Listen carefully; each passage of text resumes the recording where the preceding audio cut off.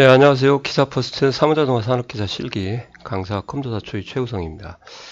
자, 엑셀 6번째 강의 이제 요약함수를 좀 하도록 하겠습니다.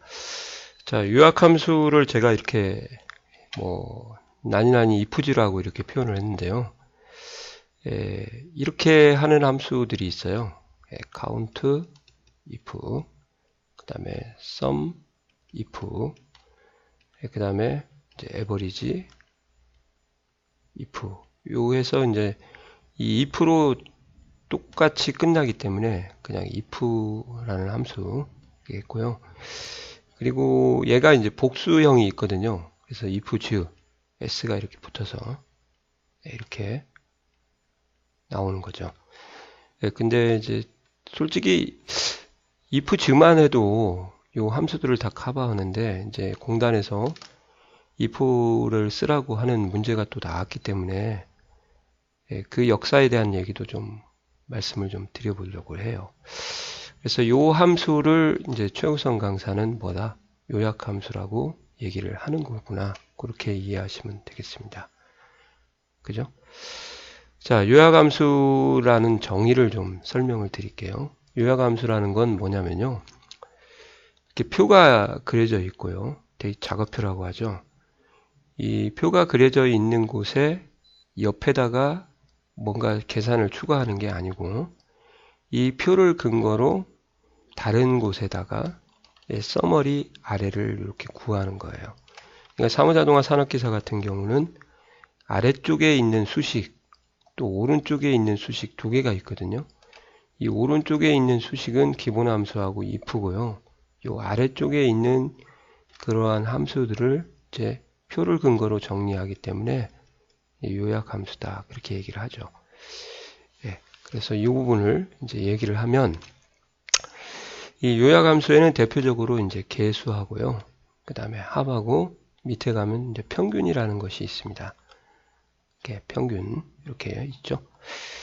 그래서 그 개수에 관련된 기본 함수를 저희가 배웠어요. count A, count blank인데 물론 이 count A 자체도 요약함수는 요약함수예요.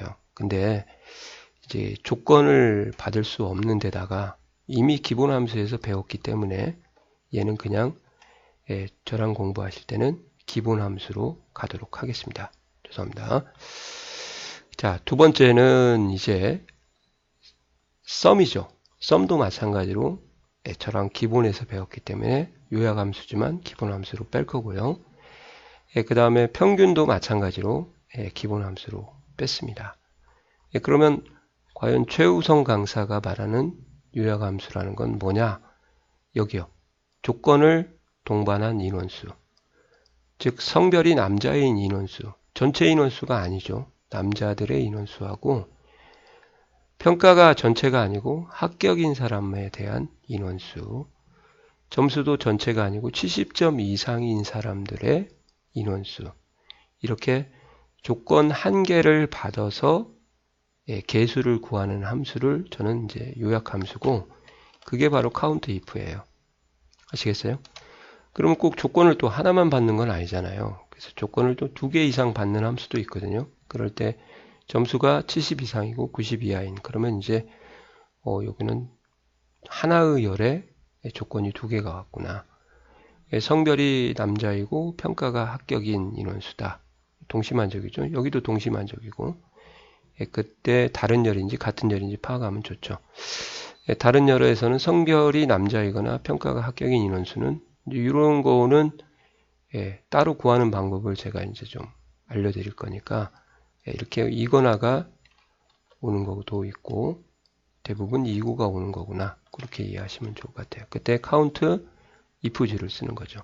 근데 사실 이제 count if주는요 조건을 2개 이상이 아니라 1개 이상이에요.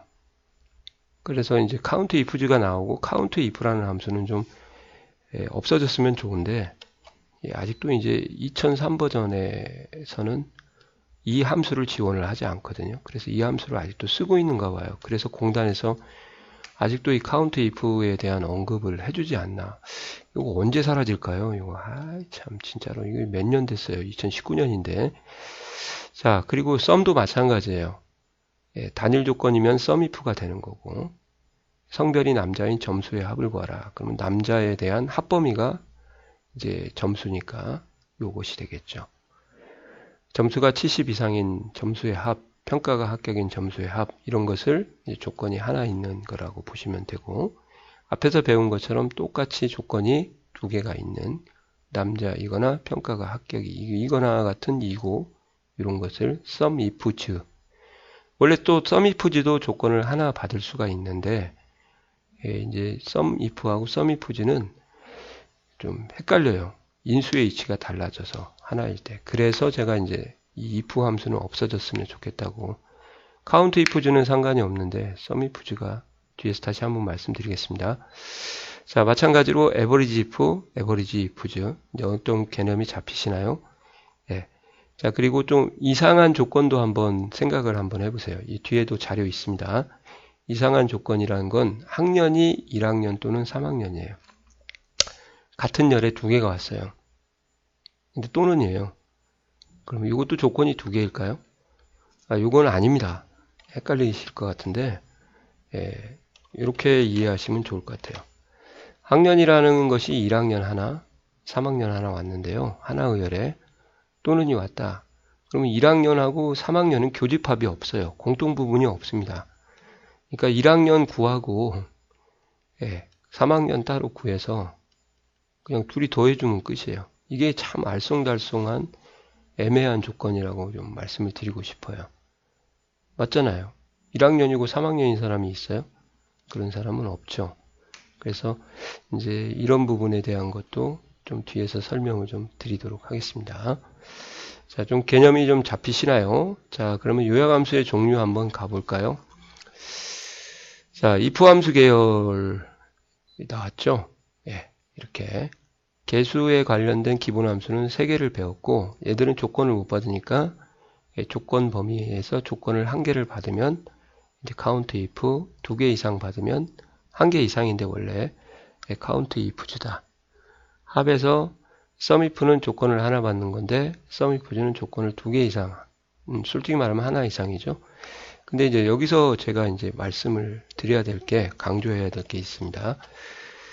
이 합계 범위가요, 여기 뒤에 있거든요. SUMIF는 조건 범위, 조건 합계 범위에서 조합 그렇게 외우라고 하는데, 이것이 하나 있을 때는 기다려줬거든요. 근데 몇 개가 나올지 모르거든요. 127개까지 나올 조건을 나열할 수 있으니까. 그래서 열받아가지고 반란을 일으켰나봐요. 그래서 이렇게 앞으로 가게 됐습니다. 그래서 얘를 좀 안 썼으면 좋겠다는 거예요. 그런데 얘는 그래도 순서가 똑같거든요. 이게 좀, 그래서 좀 이거 좀 사라졌으면 좋겠습니다. MS사에서 없애줬으면 사무자동말을 위해서라도. 여튼 이걸 쓰라고 지시가 나왔으니까 공부를 같이 하셔야 돼요. 그리고 이제 함수에서 이제 이런 것도 좀 풍선도움말도 나오니까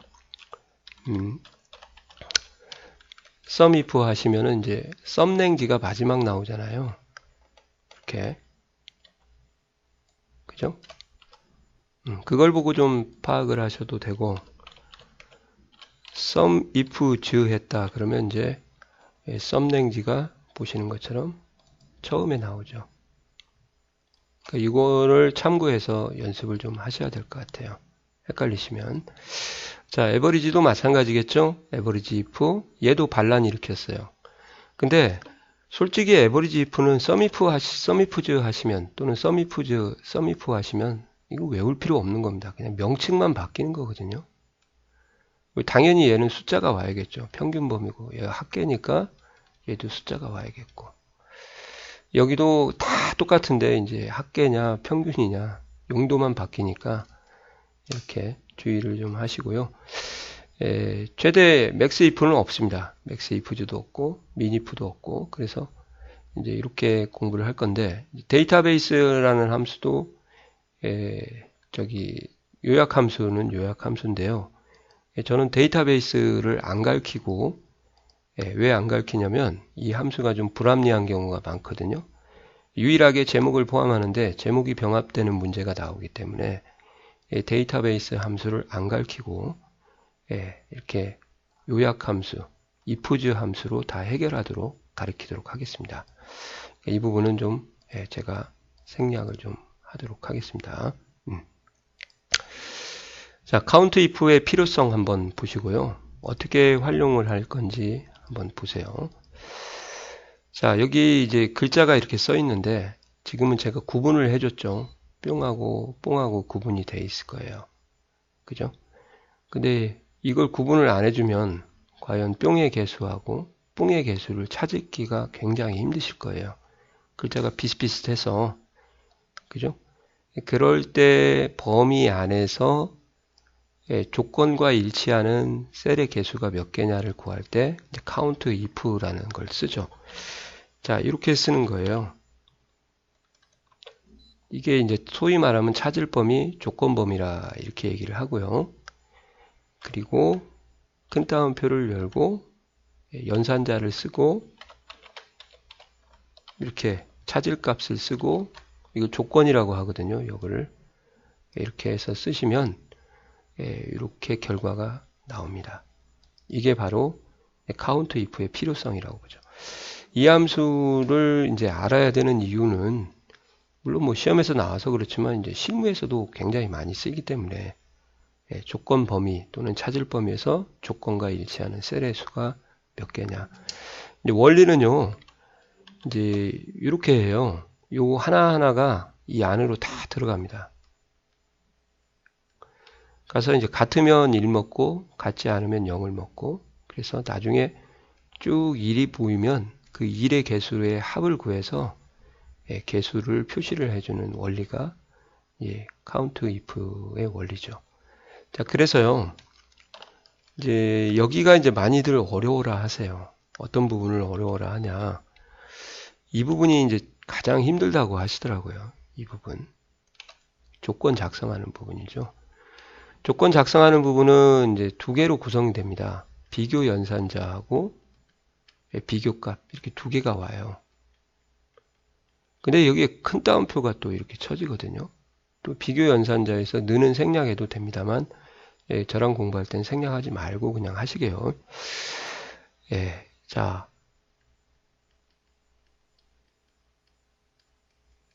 왜 어려웠냐면 큰 따옴표 때문에 어려워요. 큰 따옴표.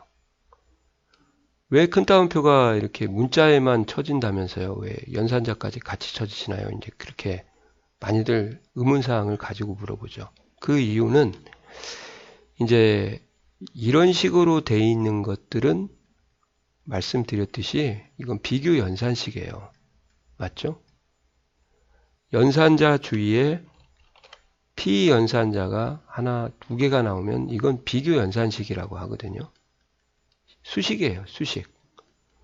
근데 여기 보시면 알겠지만 비교 연산자하고 비교값 두 개만 나왔어요. 즉 무슨 말이냐면 비교 연산자 양쪽 사이드로 연산자가 피연산자가 하나밖에 안 나왔다 그 말이에요. 그러면 걔는 수식일까요? 아닙니다. 난수식이거든요. 수식이 아니기 때문에 문자 처리를 덩어리로 같이 해줘서 큰 따옴표를 같이 묶어주는 거예요. 아마 이 부분이 제일 어려워라 하실 것 같습니다. 그래서 이 부분은 왜 큰 따옴표를 이렇게 문자를 연산자를 포함합니까? 그러면 그 비교 연산식이 아니고 문자를 나타내기 때문에 그렇다. 그렇게 보시면 돼요. 그러면 이제 이 함수가 도대체 이 연산자 앞에 있는 피연산자의 역할을 하는 애가 누구냐면 얘들이 역할을 해요. 그래서 없어요. 엔터를 딱 치는 순간에 얘가 하나하나씩 들어가서 여기 앞에 꼽살이 끼는 거죠. 1번 들어가서 A1 이렇게 해요. 2번 들어가서 A2 뭐 옆으로 가든지 아래로 가든지 이런 식으로 체크를 하기 때문에 이 앞에가 없어지는 거죠. 없이 이렇게 오는 거죠. 앞에 부분이 분리가 되기 때문에 그렇게 하시고요. 문자에서는 이제 같다나 같지 않다가 많이 쓰이고요. 그리고 여기는 이제 숫자인데 숫자 같은 경우는 이제 0보다 크거나 같은 그러면은 이제 비교 연산자를 이렇게 써주셔야 되죠. 그래서 이제 제가 이런 말을 드린 거예요. 이퀄은 생략할 수 있다 해서 생략을 해가지고 연습을 해버리신 분들은 이렇게요. 또 이걸 쓰신 분들은 누가 유리하냐? 후자가 유리합니다.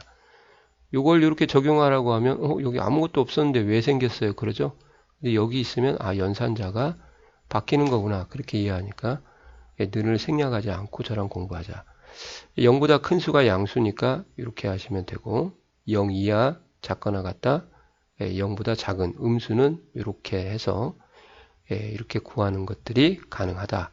그러니까 조건이 주어지고 그 다음에 찾을 범위, 조건 범위가 주어지고 조건과 일치하는 셀의 개수를 이렇게 구하는 거구나.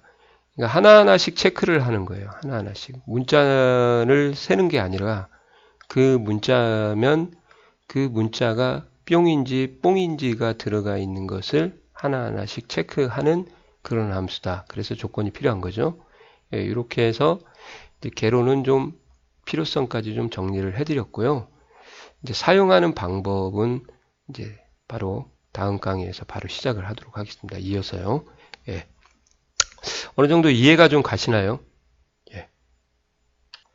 자, 이제 본격적인 요약함수의 사용 방법을 설명을 드리도록 하겠습니다. 자, countIf 함수는 용도가 범위에서 조건과 일치하는 셀의 개수를 세는 함수다. 구성은 인수가 두 개예요. 처음에 조건 범위 또는 찾을 범위라고도 하죠. 그리고 조건을 입력을 이렇게 해주는 겁니다. 이 조건 범위는 이제 여기 써 있죠. 찾을 범위라고도 하며 열 제목을 제외하고 이제 하나의 열만 설정한다. 그런 이유도 뒤에서 말씀을 드릴게요. 그 다음에 여기서는 중요한 게 이제 숫자나 문자가 올 수가 있어요. 조건들이 문자 조건이 올 수도 있고 이제 숫자 조건이 올 수도 있으니까 아무래도 문자 조건이 좀 많이 오는 편 같습니다. 더 샘플 보시고요. 그리고 조건의 구성은 비교 연산자하고 비교값이 들어가니까 요 두 개의 덩어리만 있으면 이제 문자의 형태로 취급이 되니까 큰 따옴표를 꼭 해줘야 된다. 그리고 비교 연산자 는은 생략 가능하지만 저랑 공부하실 때는 생략하지 않고 하시게요. 조건 작성하는 방법은 이렇게 있는데 만약에 찾을 범위가 D5부터 D12까지라고 가정을 하고요. 문자가 되어 있으면 과장과 같은, 과장과 같지 않은, 또는 과장을 제외한, 과장이 아닌 그런 개수를 찾을 수가 있고요. 이게 또 좋은 점이 있습니다. 이 함수가. 부분일치라고 해서 앞에서 말씀드렸던 이렇게 만능 문자를 사용을 해서 계산을 할 수가 있습니다. 그러니까 뭐 이 예를 들어 드리면은 이제 뭐 이렇게 한번 해볼까요? 전주시에 보시면은 이제 효자동이라는 동네가 있어요. 효자동 1가, 뭐 또 효자동 2가, 효자동 3가, 뭐 아무튼 많습니다. 이제 제가 알기로는 뭐 5가까지 있는 것 같은데, 여하튼 이 효자동이라는 것이 전체가 몇 개 있는가를 세려고 그래요. 그럼 효자동 1가만 써버리면은 이렇게 쓰겠죠? 효자동 1가만 써버리면 1가만 나오지 2가, 3가, 4가, 5가는 못 찾거든요. 그럴 때 이렇게 센스를 발휘를 해서 효자동 아스테리크 이렇게 찾는 거죠. 아시겠어요? 이것을 지원한다 그 말이에요. 근데 이제 조심할 게 있습니다. 또 사무자동화 산업기사에서 이 만능 문자는 문자만 지원을 해요. 그래서 가령 뭐 이렇게 좀 창의력이 좋으신 분들은 78, 74, 71, 70이면 얘네들도 7로 시작하지 않냐, 7 아스테리크라고 쓰면 안 되지 않냐 그렇게 하시는데 얘네들은 숫자이기 때문에 숫자 데이터는 엑셀에서 아스테리크를 사용할 수가 없습니다. 아시겠어요? 꼭 좀 챙겨두세요. 그래서 숫자 데이터 자체에는 완전 일치만 있는 거지 부분 일치라는 건 없죠. 이상, 초과, 이하, 미만 이렇게 되어 있는 거 잘 좀 챙겨 놓으시기 바랍니다. 카운트 if는 조건을 이렇게 하나를 받고 조건 하나, 조건 범위를 또 하나 받고 두 개 이렇게 해서 쌍쌍이 이렇게 둘, 넷, 여섯 해서 127개까지 나열할 수가 있죠. 물론 이 count if는 여기 하나만 써도 돼요. 그러니까 이제 이 함수 때문에 count if는 이제 없어도 되는데 그래도 헷갈리지는 않죠. 쌍쌍이 늘어난다고 생각하시면 되고 복수니까 s가 붙는 거죠. 근데 이제 이렇게 한번 해볼게요. sumif가 문제예요. 이제 sumif는 이 앞에 부분은 두 개가 똑같습니다. 근데 이 합계 범위가 하나가 더 들어가죠. 당연히 이 합범위는 숫자만 올 수 있는 건 당연하고요. 예, 이렇게 쥐기가 과장인 점수의 합이다. 그러면 여기가 조건 범위, 조건 합범위가 하나가 들어가서 조합 그렇게 외우시면 좋죠. 근데 이게 이제 sum if 쥐가 돼버리면 예, 앞서도 잠깐 말씀드렸죠. 얘가 하나일 때는 내가 기다려줬는데 여러 개는 못 기다리겠다. 나를 앞으로 보내도 하고 반란을 일으켰다고 했죠. 그래서 앞으로 오니까 이게 문제예요. 그래서 얘도 하나만 쓸 수도 있어요. 근데 하나만 쓰게 되면 이렇게 되거든요. 쌍쌍이 이제 합범위가 오니까 쌍쌍이 이렇게 되는데 위치가 달라지기 때문에 오히려 혼란스럽다. 이제 그렇게 말씀을 드리려고 얘는 없어졌으면 좋겠습니다. MS사에서 좀 아예 못 쓰게 했으면 좋겠어요. 지금 2003 버전 쓰시는 분이 어디 있어요? 2003에서는 카운트 if하고 sum if밖에 없었거든요.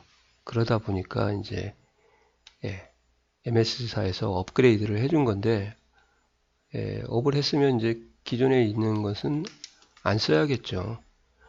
그러니까 공단에서도 sum if를 쓰라고 하는 문제가 나옵니다. 이것도 문제가 있어요. 제가 볼 때는. 그래서 과거에도 전화를 상당히 많이 해서 이렇게 출제하지 맙시다. 이제 제 그런 소리까지 듣고 얘기했고 그랬었는데 아직까지도 2003 버전으로 시험 보는 장소가 있나 봐요. 그런 곳은 시험 장소를 대여를 안 해줘야 되죠. 공단에서도. 여하튼 그렇습니다. 자, average if도 이제 다 똑같아요. 그냥 얘 뒤에 명칭만 바뀌면 돼요. 평균으로만. 당연히 얘도 숫자가 오겠고. 그죠? 예, 그리고 average if도 반란을 일으켜서 앞으로 보고 쌍쌍이. 여기도 마찬가지로 이렇게 끊을 수가 있어요. 한 개 더 이상이니까. 이게 바뀌니까 없어졌으면 좋겠다 하는 이렇게.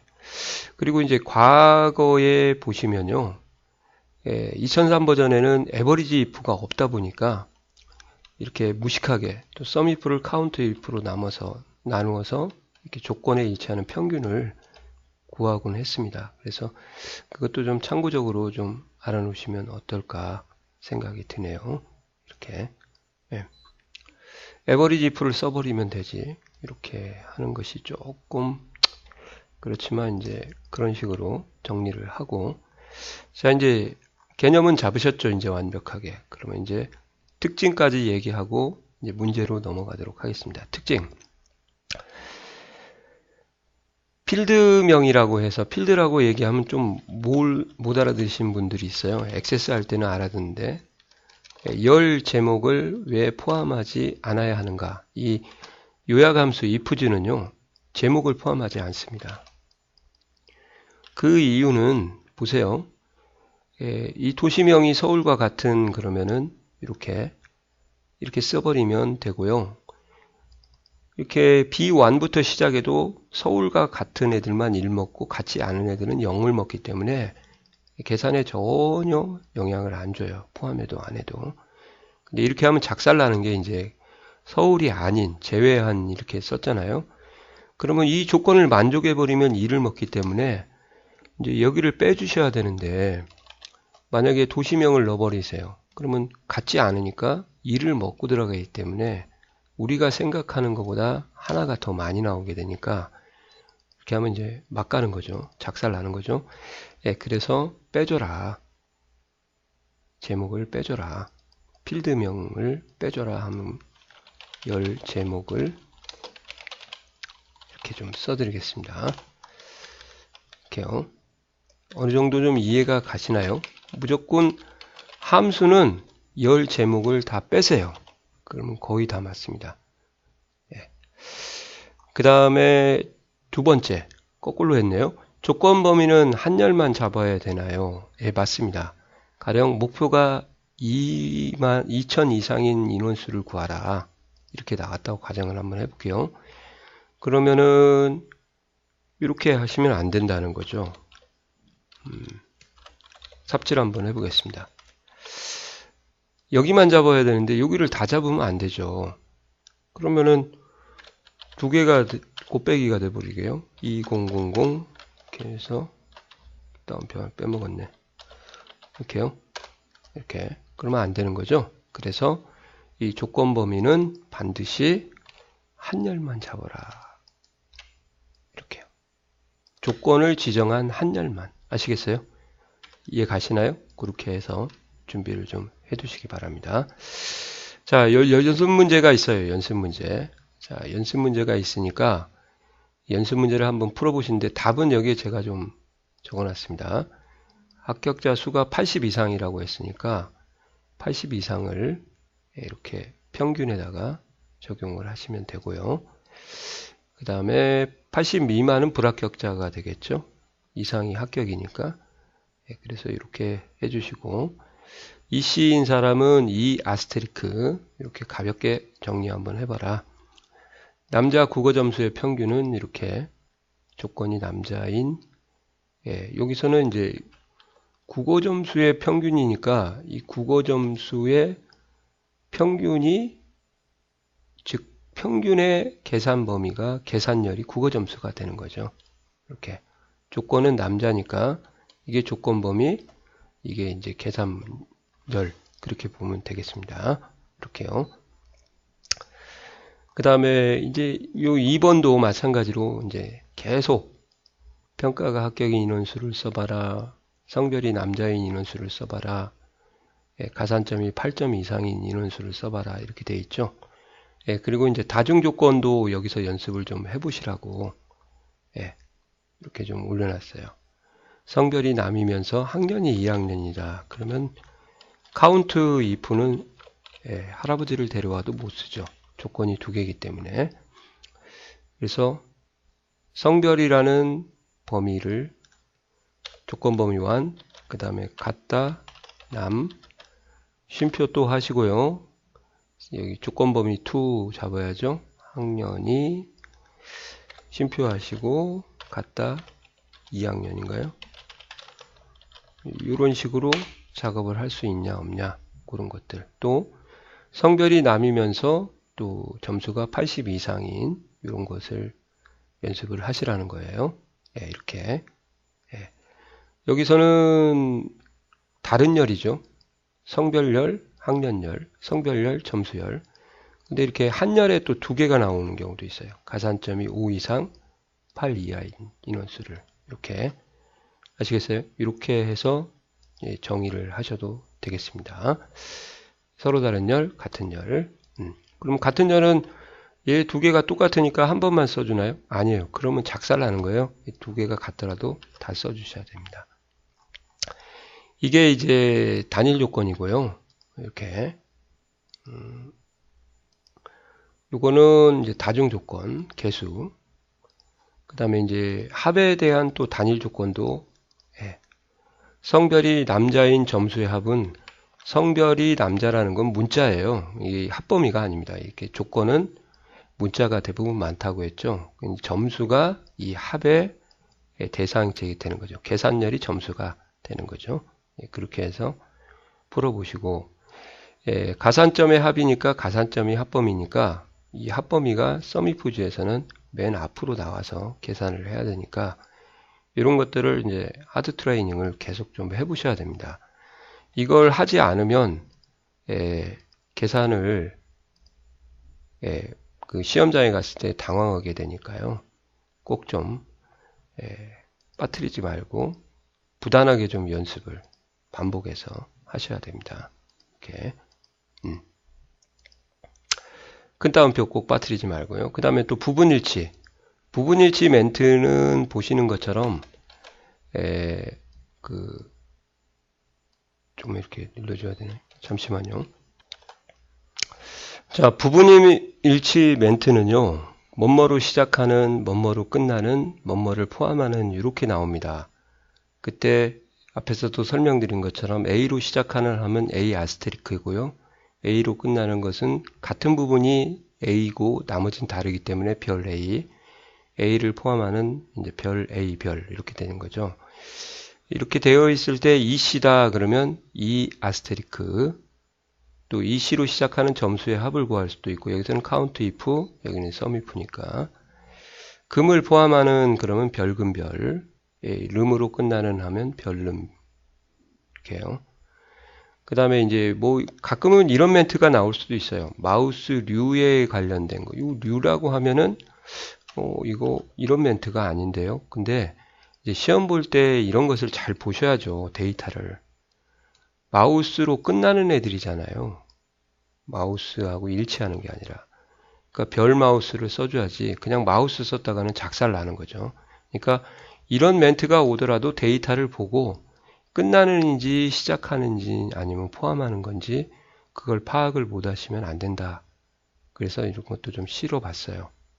아시겠어요? 그 다음에 이제 과거에 나왔던 시험 문제가 있는데요. 과거에 나왔던 시험 문제가 좀 골 때리는 문제가 있거든요. 과거에. 이제 어떤 문제가 골 때리냐면 이런 문제가 나왔어요. 남대기 이상이라는 곳에 점수의 합을 구하라. 이렇게. 아니, 문자하고 문자가 대소 비교가 되나요? 됩니다. 그때도 말씀드렸죠. 비교 연산식에서.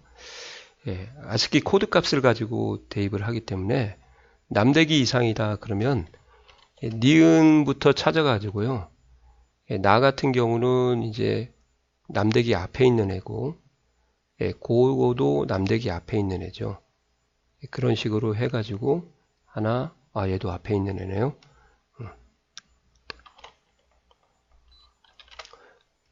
앞에 빼고 이제 남대기 포함되어 있으니까 3, 2, 3 이상이에요. 그러면 이제 8 나오겠네요. 이렇게. 이런 것도 한번 나왔었어요. 그러니까 좀 말이 안 되는 것 같이 보이지만 항상 이 비교 연산자 전후로 P 연산자는 데이터 형식이 항상 동일하기만 하면은 모든 걸 다 계산할 수가 있습니다. 비교 연산자 두 번째 특징이죠. 이금희보다 작은 또는 이금희 미만이다. 그러면 이금희가 여기보다 작은 애는 홍길동밖에 없네요. 맞나요? 이씨.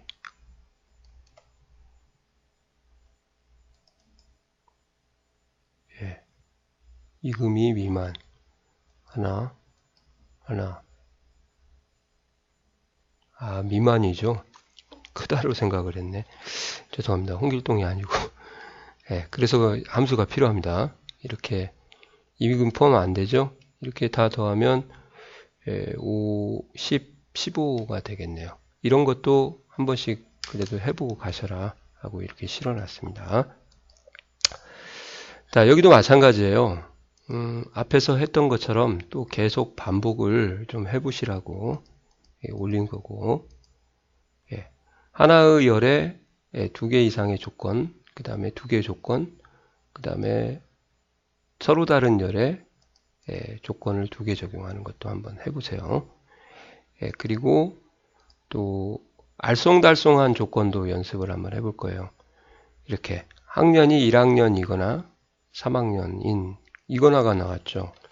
이럴 때는 그냥 이 2개를 그냥 더해 주시면 됩니다. 이건 절대 조건이 2개가 아니에요. 우리 눈에는 조건이 2개처럼 보이지만 그냥 1학년, 3학년 따로따로 계산을 해주시면 되죠. 는을 써버릇 할까요? 죄송합니다. 학년이 1학년이거나 3학년인 전공점수의 합을 구해라. 그럼 마찬가지예요. 1학년의 합과 3학년의 합은 절대 오버랩이 안 돼요. 겹칠 수가 없으니까 애매한 조건이지만 마치 2개처럼 보이지만 이런 경우는 하나의 조건으로 따로따로 더하기를 해주셔도 되는 거죠. 감이 좀 잡히시나요? 그렇게 어려운 건 아닐 겁니다. 그 다음에 이제 마지막인데요. 실제 사무자동화 산업기사는 이렇게 채우기 핸들을 하는 문제를 이렇게 나옵니다. 그러니까 계산을 한 열만 한 번 끝내는 게 아니라 옆에까지 영향을 받아서 전공의 합, 출석의 합, 교양의 합을 이렇게 비워놓고 구해야 되는 상황이 오더라는 거죠. 그죠? 하나만 삽입을 하고. 그렇기 때문에 가로로 채우기 핸들을 하는 그런 부분을 이제 제가 여기다가 한번 써보려고 그래요. 그래서 어떻게 채우는가. 성명이 EC2로 시작하고 합격인, 그러니까 합격 여부가 합격이겠죠. 그러면 합이니까 썸 계열이 와야 되고 조건이 두 개니까 if G를 받아야 되겠죠. 썸랭지가 와야 되니까 바로 그 위에 합범위가 제시가 안 됐어요. 그러면 그 위에가 합범위가 되는 거예요. 이렇게. 네, 사무자동화 산업기사입니다. 그 다음에 이제 조건범위 완. 성명이, 그죠? 큰 따옴표 열고, 갖다, 이 아스테리크. 이렇게 하나 써주고, 두 번째 조건범위 2. 합격 여부가 갖다 합격. 이렇게 하는 거거든요. 한 번만 구할 때. 그죠? 자, 근데 이제 중요한 게 있습니다. 뭐가 중요하냐? 요거를 저희가 이제 채우기 핸들을 할 거예요. 끌어서 옆으로 늘려야 되는데, 이제 그때 채우기 핸들 할 때 고정을 시켜야 되니까, 잘 봐보세요. 합범위는 전공, 출석, 교양이다 보니까 이렇게 변해야 되잖아요. 그러니까 얘는 그대로 놔두시면 되는데, 조건 범위가 A가 B로 바뀌거나 B가 C로 바뀌어버리면 작살나잖아요. 그러니까 조건 범위는 항상 어떻게 고정을 해줘야 되는구나. 동일한 조건이니까 합범위만 달라지니까. 그래서 여기 걸쳐서 잡아야 됩니다. 랭크할 때 설명드렸죠. F4 걸쳐서 잡아서 F4 이렇게 잡고 채우기 핸들 하는 것을 이제 연습을 하셔야 제대로 사무자동화 산업기사를 다룰 수가 있죠. 이런 문제가 이제 시험에 많이 나와요. 거의 대부분. 한 번만 구하는 건 아니고, 지금까지 제가 연습시킨 것은 물론 이제 한 번만 구하는 것을 연습을 시켰는데, 채우기 핸들을 하는 것을 더 연습을 좀 하셔야 된다. 그 말입니다. 연산자 생략을 안 했습니다.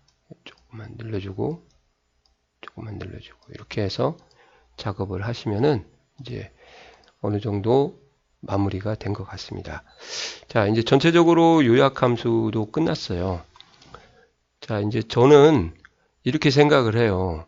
이 사무자동화 산업기사라는 시험은 그렇게 어렵지는 않습니다. 진짜로. 근데 정확한 걸 요구를 합니다. 이건 공단하고 제가 직접 전화통화를 한 거라서. 그래서 문제를 쉽게 내지만 채점을 진짜 100% FM대로 하겠다. 이제 그렇게. 그래서 뭐 하나라도 틀리게 되면 그거에 대한 응당한 이제 감점이라든지 또 감점이 많아지면 이제 불합격 처리하는 그런 형태가 되기 때문에 이제 정확하게만 풀어 주시면 되는 거지 어렵게는 안 나올 거예요. 그래서 이제 이런 것을 연습을 할 때요. 나 나름대로의 흐름을 좀 파악을 해야 됩니다. 아시겠어요? 그러니까 저만의 스타일 그걸 해야 실제 시험장에 가서도 이거 다음에 뭐하지 그렇게 고민을 안 하고 그 흐름을 만든 사람은 그대로 따라가는 거예요. 아시겠어요? 그 흐름을 만드셔야 돼요. 솔직히 시험 시간을 1시간 주면은 아니죠. 하루 왼종일 주게 되면 누가 못 풀겠습니까? 근데 시험 시간이 정해져 있기 때문에 이제 그런 것에 대한 흐름을 막히지 않고 가는 연습도 좀 하셔야 자격증을 다룰 수가 있다. 그렇게 좀 말씀을 드리겠습니다. 자, 수고하셨습니다.